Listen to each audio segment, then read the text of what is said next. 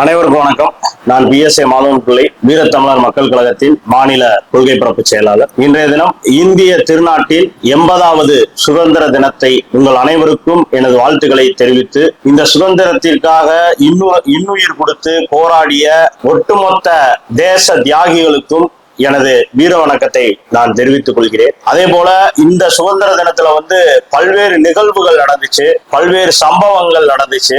எல்லாருமே பார்த்திருப்பீங்க, இந்திய சுதந்திர போராட்ட வரலாற்றுல எத்தனையோ தியாகிகள் பிறந்து வளர்ந்து வாழ்ந்த இந்த தமிழக மண்ணில் இன்றைய தினம் ஒரு நடிகர் முதலமைச்சராக கோட்டை கொத்தளத்தில் கொடியேற்றி சுதந்திர தினத்தை கொண்டாடினார். அப்படி இருக்கும்போது அந்த சுதந்திர தினத்தில் முன் வரிசையில் அவங்க பெற்ற தாய் தந்தை இருவரும் இருந்தாங்க. அவங்களுக்கு அருகில அம்மையார் திரிஷா அவர்கள் எதற்காக வந்திருந்தார்கள்?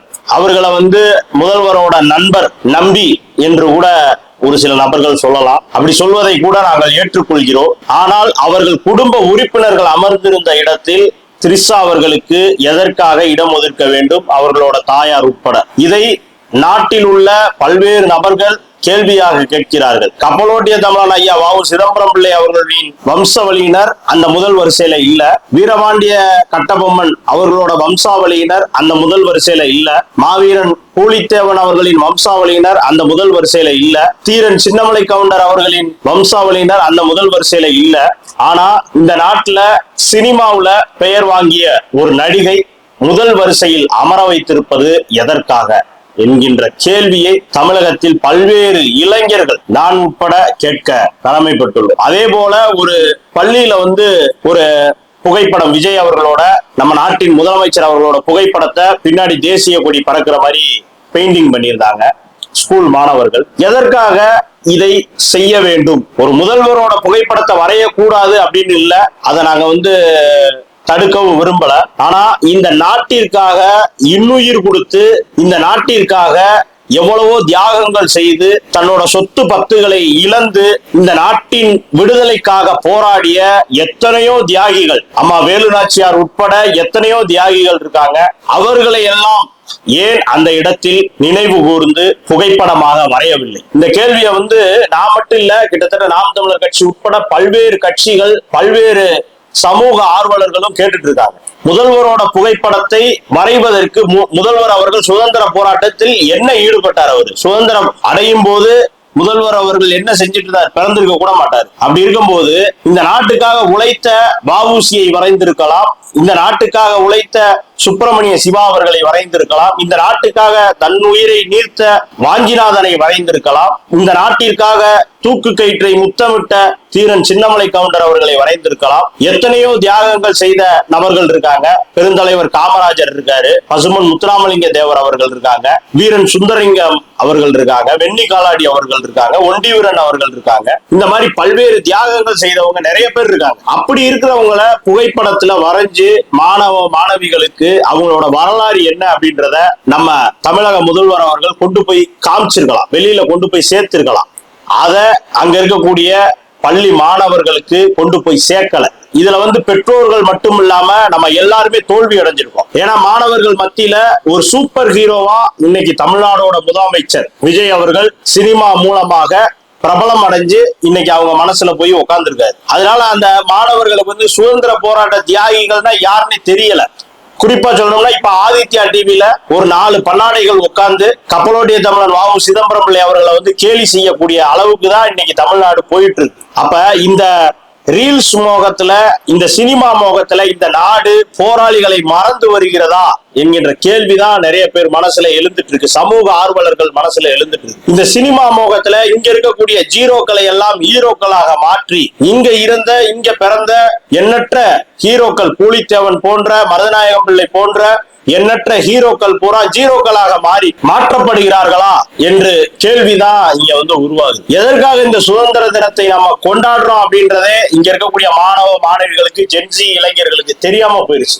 ஒரு சில இளைஞர்களுக்கு படத்தின் மூலமாக ஒருத்தர் ஹீரோவா வந்துட்டாரு அப்படின்னாலே அவரை சுதந்திர போராட்ட தியாகி லேஞ்சுக்கு அவரை கொண்டு போய் வச்சு இன்னைக்கு உண்மையான சுதந்திர போராட்ட தியாகிகள் மறக்கடிக்கப்பட்டிருக்காங்கன்றதுதான் நிதர்சனமான உண்மை. இந்த ஆதித்யா சேனல்ல நடந்த அந்த கூத்துக்கு அந்த சேனல் இன்னைக்கு மன்னிப்பு கேட்டிருக்கு. அதற்காக வாதாடிய வக்கீல் அண்ணன் கனகவேல் பாண்டியன் முதற்கொண்டு அனைவருக்கும் என்னோட நன்றியை தெரிவித்துக் கொள்கிறேன். அப்படி இருக்கும்போது இந்த தமிழக அரசும் மற்ற கட்சிகளும் ஒரு கண்டனத்தை கூட தெரிவிக்கல. அப்ப இந்த தேசத்திற்காக உழைத்தவர்களுக்கு இந்த தமிழக அரசு என்ன ஒரு மதிப்பு செய்ய விரும்புது என்பதெல்லாம் கேள்வியாத்தான் இருக்கு. ஒரு நடிகையை முதல் வரிசையில உட்கார வச்சு அவங்க பெற்றோரோட முதல்வர் அவர்களோட பெற்றோரோட உட்கார வச்சு உறவினர்களோட உட்கார வச்சு அப்படி என்ன இருக்கு? எதுக்காக அவர்களை உட்கார வைக்க வேண்டும்? உங்களோட குடும்ப உறுப்பினர்கள் சரி ரைட்டு, நீங்க உங்க எல்லாருமே உங்க அப்பா அம்மா உங்க குடும்ப உறுப்பினர்கள் எல்லாம் உட்கார்ந்துருக்கீங்க ரைட்டு. இதே மாதிரி சுதந்திர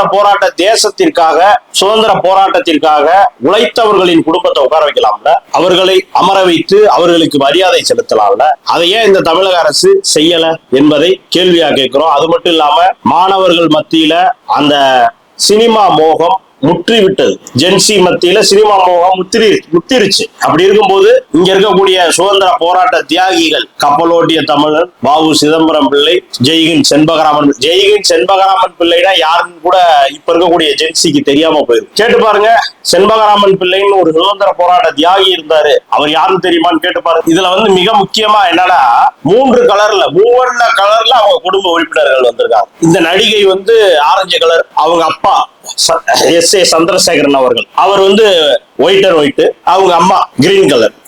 அப்ப ஒரு தேசிய ஒருமைப்பாட்டையே முதல்வர் விஜய் அவர்கள் தன்னோட குடும்ப உறுப்பினர்கள் மூலமா காமிக்க விரும்பினாரா அப்படின்றது தெரியல. என் நெஞ்சில் குடியிருக்கும் அப்படின்னு கையை நீட்டினோடனே கொண்டு போய் டிவி சேனல் பூரா திரிசாவை தான் காட்டுறாங்க. என்னதான் இந்த நாட்டுக்கு சொல்ல வர்றாங்க ஒண்ணுமே எங்களுக்கு புரியல. தமிழ்நாட்டை பார்த்து மற்ற மாநிலங்கள் எல்லாமே சிரிக்குது. டிஜே சிவகுமார் கர்நாடக முதலமைச்சர், அவரு அன்மெச்சூர்டு பொலிட்டீசியன் சொல்றாப்ல. ஆந்திராவில் இருக்கக்கூடிய ஒரு நடிகர் பவன் கல்யாண், அவரு ஒரு கட் அவுட் வச்சா போதும், நடிகர்கள் ஆட்சி ஆளலாம், நாட்டை ஆளலாம், தமிழகத்துலதான் இது நடக்கும் அப்படின்னு ஒட்டுமொத்த தமிழர்களையும் இழிவுபடுத்துறாரு. கேரளாவுல சினிமாவை மட்டும்தான் பார்ப்போம், அரசியலுக்குள்ள வந்துட்டா நாங்க சினிமா வேறு அரசியல் வேறு. விஜய் இதே கேரளால ஜெயிக்க முடியுமா? ஜெயிக்க முடியாது. விஜய்க்கு கேரளாவுல ரசிகர்கள் அதிகம், ஆனா நாங்க ஜெயிக்க வைக்க மாட்டோம், ஏன்னா எங்களுக்கு அரசியல் வேற சினிமா வேற அப்படின்ற ஒரு கொள்கையில இருக்கும் அப்படின்னு சொல்லி கேவலப்படுத்துறாங்க நம்ம தமிழகத்தை, நம்ம தமிழர்களோட மானமும் வீரமும் எங்க போச்சு அப்படின்றதே தெரியல. அந்த அளவுக்கு தான் இந்த தமிழ்நாடு இருக்கு. ஆட்சிக்கு கிட்டத்தட்ட 100 நாட்கள் ஆயிருச்சு, எந்த ஒரு சிறப்பான திட்டமும் இல்ல. தமிழகத்துல விவசாயிகளோட கோரிக்கை, நீங்களும் அந்த கோரிக்கையை ஏற்று உங்களோட தேர்தல் அறிக்கையில வெளியிட்டு இருந்தீங்க, விவசாயிகளோட பயிர்க்கடன் முழுமையா தள்ளுபடி பண்ணுவோம் அப்படின்னு. ஆனா ஆட்சிக்கு 5000 கோடியை மட்டும் தள்ளுபடி பண்றீங்க, 50,000 கடனை மட்டும் தள்ளுபடி பண்றீங்க. அப்படி இருந்துச்சுன்னா எதற்காக இந்த விவசாயிகள் உங்களை ஓட்டு போட்டு ஜெயிக்க வைக்கணும்? ஆட்சிக்கு வர்றதுக்கு முன்னாடி உங்களுக்கு தெரியாதா தமிழகத்தோட நிலை இதுதான் அப்படின்னு? இலவசங்களை வாரி வழங்கும் போது, வாரி அள்ளி எரியும் போது, அந்த தேர்தல் அறிக்கையில சொல்லும் போது தெரியாதா உங்களுக்கு தமிழகத்தோட நிலை, நிதிநிலை இவ்வளவுதான், இப்படித்தான் அப்படின்னு? இதே உண்மையான அரசியல்வாதியா இருந்திருந்தா, நான் ஊழலை அழிக்க வந்த மகான் என்று சொல்லக்கூடிய முதல்வர் ஜோசப் விஜய் அவர்களே, நீங்கள் தேர்தல் அறிக்கையை வெளியிட்டு இருக்கும் போதே சொல்லியிருக்கணும், இந்த தமிழகத்துல நிதி பற்றாக்குறையா இருக்கு, ரொம்ப கஷ்டப்படுறோம், நம்ம கீழே போயிட்டோம், டவுன்ல இருக்கோம், கிட்டத்தட்ட 10 லட்சம் கோடி கடன் இருக்கு, அதனால என்னால மாசம் 2500 ரூபாய் கொடுக்க முடியாது, விவசாயிகள் பயிர்க்கடன் முழுமையா தள்ளுபடி பண்ண முடியாது, தங்க மோதிரா திட்டத்துல சுத்தமான தங்கம் கிட்டத்தட்ட 1 பவுன்ல கொடுக்க முடியாது என்று திரு முதல்வர் விஜய் அவர்கள் மக்களை பார்த்து சொல்லி இருந்தீங்கன்னா நீங்க இன்னைக்கு ஆட்சிக்கு வந்திருக்க முடியுமா? இந்த கூறுகட்ட மக்களும் நீங்கள் இந்த வாக்குறுதிகளை அள்ளி விட்ட உடனே அதை நம்பி வாக்களித்து உங்களை தேர்வு செய்து இந்த இடத்துல உட்கார வச்சுட்டாங்க. சரி, உட்கார வச்சுட்டாங்க. நீங்க உட்கார்ந்த அந்த இடத்திற்கு 100 நாள் ஆயிடுச்சு. என்ன திட்டத்தை உருப்படியா செஞ்சு கொண்டு வந்திருக்கீங்க? எல்லாமே விளம்பரம், ஸ்டிக்கர் ஓட்டுற வேலையை மட்டும்தான் பார்த்திருக்கீங்க. இதுதான் இந்த ஆட்சியோட லட்சணம். அப்படி இருக்கும்போது இந்த தேச விடுதலை நாள் சுதந்திர போராட்ட தினத்துல எதற்காக உங்களோட புகைப்படத்தை பள்ளி மாணவர்களை வரைய வைக்கிறீங்க? பள்ளியில அரசியலை கொண்டு போகாதீங்க, பள்ளிக்கூடத்துல அரசியலை கொண்டு போகாதீங்க. அப்படி இருக்கும்போது எதற்காக ஒரு முதல்வரோட புகைப்படத்தை வரைந்தது தவறு கிடையாது. ஆனா இன்னைக்கு சுதந்திர போராட்ட தியாகிகளை நினைவு கூறக்கூடிய நாள், சுதந்திர போராட்ட தியாகிகளுக்கான நாள். அந்த தியாகிகளோட புகைப்படத்தை வரைங்க, அதுக்கப்புறம் உங்களோட புகைப்படத்தை வரைங்க. என்னமோ நீங்க பெரிய தியாகி மாதிரி இந்திய சுதந்திர போராட்டத்துக்காக போராடி செக்கிழுத்த மாதிரியும் கப்பலோட்டிய மாதிரியும் சித்தரிச்சு உங்களோட புகைப்படத்தை வரைகிறாங்க. எந்த வகையில நியாயம்? அதே போல ஒரு அறிக்கை வாசிக்கிறீங்க, வாசிக்கும் போது 5093.26 கோடிகள் அப்படின்றீங்க. ஒரு தமிழகத்தோட முதலமைச்சர் என்ன பேசணும் அப்படின்றத ஸ்கிரிப்ட்ல எழுதிட்டு வந்துதாங்க பேசுறீங்க. இன்னைக்கு தமிழ்நாடு ஸ்கிரிப்ட் மாநிலமாக மாறிவிட்டது, ரீல்ஸ் நாடாக மாறிவிட்டது. தமிழ்நாட்டோட தலைவிதியா என்று தெரியவில்லை. இதெல்லாம் நான் பேசுறதுக்கு என்னைய கைது பண்ண வாய்ப்பு இருக்கு. கைது பண்ணாலும் எனக்கு பிரச்சனை இல்லை. அவ்வளவு மனக்குறைகள் தொடர்ந்து இந்த ஆட்சியில நடக்கக்கூடிய அவலங்களை எடுத்து கூறுவோம். உண்மையிலேயே மக்கள் நினைச்சா உண்மையிலேயே ரொம்ப பாவமா இருக்கு. ஏன்னா ஒரு சிலர் நம்பி ஓட்டளிக்கிறாங்க, ஒரு சிலர் ரீல்ஸ் மோகத்திலையும் நல்லாட்சி கொடுப்பாரு அப்படின்னு இன்ஃபுளுசர் சொல்லக்கூடிய அந்த செய்திகளை எல்லாம் நம்பி ஓட்டு போட்டு ஏமாறுறாங்க. ஒரு கரண்ட் பில்லு டிஎம்கே ஆட்சியில இருக்கும்போது ஒரு வகையாகவும், நீங்க ஆட்சிக்கு வந்ததுக்கு அப்புறம் ஒரு வகையாகவும் வருது அப்படின்னு சொல்லி ஒரு இன்ஃபுளுசர், ஒரு நடிகை, அவங்க நீங்க ஆட்சிக்கு வர்றதுக்கு முன்னாடியில இருந்து உங்களோட ஃபாலோவரா இருக்காங்க, உங்க கட்சியில இருக்கக்கூடியவங்களா இருக்காங்க, உங்களுக்காக நிறைய வீடியோக்கள் வெளியிடுறாங்க ஓட்டு போட சொல்லி. அதுக்கப்புறம் இந்த கரண்ட் பில்ல 200 யூனிட் ஃப்ரீ நீங்க அறிவிக்கிறீங்க. அறிவிக்கும் போது அவங்க டிவி முன்னாடி பாத்தியா எங்க அண்ணன் சொன்னதை செஞ்சுட்டாரு, 200 யூனிட் ஃப்ரீ கொடுத்துட்டாரு அப்படின்னு அவங்க என்ஜாய்மெண்ட் பண்ணி வீடியோ வெளியிடுறாங்க. அப்படி இருக்கக்கூடிய நபர் அதற்கப்புறம் இந்த கரண்ட் பில் வந்ததுக்கு அப்புறம் டிஎம்கே ஆட்சியை விட உங்க ஆட்சியில 200 யூனிட் ஃப்ரீ கொடுத்தும் அதிக அளவுல கரண்ட் பில் வருது அப்படின்னு சொல்லி ஒரு வீடியோ காணொலி வெளியிடுறாங்க. அப்படி வெளியிடும் போது அந்த பெண்மணியோட கமெண்ட்ல எத்தனை பேர் தாவேகா சார்ந்தவர்கள், எத்தனை பேர் போய் அவதூறா கமெண்ட் பண்ணலாம். இதே நீங்க இன்ஃபுளுசரை வச்சு பல்வேறு வேலைகள் செய்றீங்க. அந்த இன்ஃபுளுசர் பூரா இப்ப என்ன பண்றாங்க, அந்த பெண்மணியை டார்கெட் பண்ணி நீங்க திமுக முக ஸ்டாலினோட புகைப்பட அதே மாதிரி தானே உங்களை கொண்டாடினாங்க. உங்களை போடும்போது இனிச்சிச்சு அவங்க முக ஸ்டாலினோட புகைப்படம் எடுத்தா கசக்குதா? என்னைக்கோ எடுத்த புகைப்படத்திற்கு அந்த துணை அந்த நடிகையை அவ்வளவு கேவலப்படுத்தி இவங்க திமுகவோட கொத்தடிமை 200 ரூபா வாங்கிட்டு பேசுறாங்க அப்படின்னு கேவலப்படுத்துறாங்க உங்க கட்சிக்காரங்க. ஆட்சியில வந்ததுல இருந்து இன்ன வரைக்கும் பெண்களுக்கு பாதுகாப்பு இல்ல. பல்வேறு பகுதிகளில் பெண்கள் பாதுகாப்பு இல்லாம தான் இருக்காங்க. சிங்க பெண்கள் சிறப்பு படைன்னு ஒண்ணு ஆரம்பிச்சீங்க. இதே ஒரு பெண் தலைமை காவலர் கத்தியால குத்துப்பட்டு கொலை செய்யப்படுறாரு. ஒரு பெண் காவலர் கொலை செய்யப்படுறாங்க ஒரு 2 நாளைக்கு முன்னாடி. அது சம்பந்தமா முதல்வர் விஜய் அவர்கள் இதுவரைக்கும் வாயை திறக்கல. இதுதானே உங்களோட ஆட்சியோட லட்சணம். சட்ட ஒழுங்கு எங்க பாதுகாக்கப்பட்டிருக்கு? ஒரு மாணவன் கஞ்சா வைத்திருக்கக்கூடிய, போதைப் பொருட்கள் வைத்திருக்கக்கூடியவர்களை சுட்டி காமிக்கிறாரு, போலீஸ்ல தகவல் சொல்றாரு. அந்த மாணவனை பாராட்டலைனாலும் பரவாயில்ல, அவனை போட்டு கொடுக்க வேண்டிய அவசியம் இல்லைல்ல. போட்டு கொடுத்து 20 பேர் சேர்ந்து அடிச்சு அந்த மாணவனை கொன்றுறாங்க, கொலை செய்து விடுகிறார்கள். அப்படி இருக்கும்போது அந்த மாணவனை பற்றி எதிர்கட்சி தலைவர் அவர்கள் ஒரு கவன ஈர்ப்பை கொண்டு வர்றாரு. அப்ப ராஜ்மோகன் அவர்கள் உங்களோட துணை முதலமைச்சர் அப்படி ஒன்னா சொல்லலாம், அப்படித்தான் பேசிட்டு இருக்காரு. அவரு ஆதவ் அர்ஜுனா இவங்கெல்லாம் அவங்க கட்சியை வலுப்படுத்துறதுக்கு எல்லாம் தயாரா இல்ல, அடுத்த கட்சியை அபகரிக்கிறதுக்கு தான் தயாரா இருக்காங்க. அப்படி இருக்கக்கூடிய ராஜ்மோகன் அவர்கள் எந்திரிச்சு சொல்றாரு கோஷ்டி மோதல். அந்த தாய் கண்ணீரோட சாபம் விட்டு சொல்றாங்க, கோஷ்டி மோதல்னு சொல்றீங்களே, 10 பேர் மோதலாதான் அதுக்கு பேர் கோஷ்டி மோதல். என்னோட ஒரு பையனை இந்த மாதிரி போதைப் பொருள் வச்சிருக்காங்க அப்படின்னு சொன்னதுக்காக காவல்துறையினர் சொல்லி ஒரு 20 பேர் சேர்ந்து அந்த என் பையனை அடிச்சு கொண்டுட்டாங்களேன்னு கண்ணீர் மல்க அழுது சாபம் விடுகிறார்களே. அந்த சாபத்துல நீங்க எல்லாம் எப்படி இருக்க போறீங்க? ஸ்கிப் பண்ணிட்டு போறீங்க. அனிதாவின் மரணத்திற்கு நீங்கள் போய் அமர்ந்தது அரசியலுக்காக தான். நீங்க அனிதாவோட மரணத்துல போய் அமர்ந்தீங்க. அனிதாவுக்கு அப்புறம் பல்வேறு நபர்கள் மரணம் அடைஞ்சிருக்காங்க. அது ஒரு சட்டமன்ற ஒரு உறுப்பினர் ஒருத்தர் சுட்டி காமிச்சே பேசிட்டாரு. அனிதா மரணத்தில் போய் அமர்ந்தவர்கள் கிருஷ்ணகிரி மாவட்டம், இந்த மாதிரி பல்வேறு மாவட்டங்கள்ல சமீப காலங்களாக பல்வேறு நீட் மரணங்கள் நடந்துச்சு, அதுல போய் ஏன் அமரல அப்படின்னு சொல்லி கேட்டாரு. அதுக்கு பதில் சொல்லுங்க.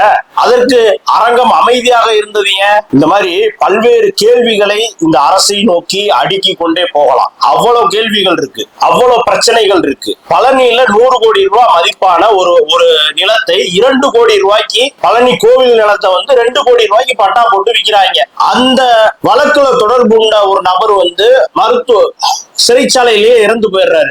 இதுல என்ன புரியல. இதுல ஒரு அரசியல் ஓடிட்டு இருக்குன்னு மக்கள் உண்மையிலேயே பாக்குறாங்க. இது போன்ற பல்வேறு பிரச்சனைகள் உங்க ஆட்சியில நடந்துட்டு இருக்கு. தயவு செய்து நீங்க எல்லாம் இதெல்லாம் பாக்குறீங்களா? உங்களுக்கு இதெல்லாம் தெரியுதா?